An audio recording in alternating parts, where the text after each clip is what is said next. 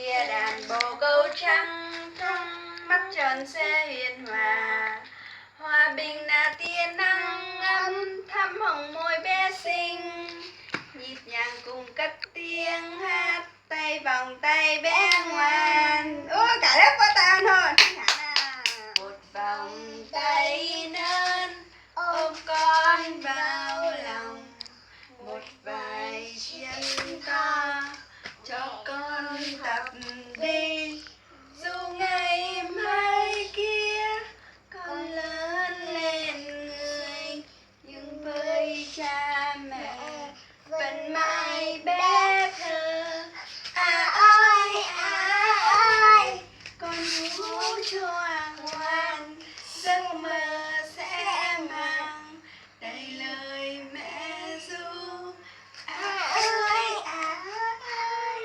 mãi mãi chúng ta một gia đình nhỏ, một hạnh phúc to. Ơi nào đi nên ông nào.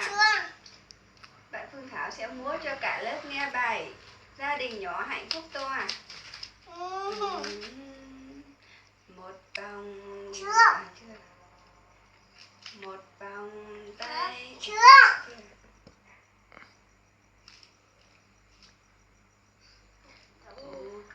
Bạn nhìn nó hát.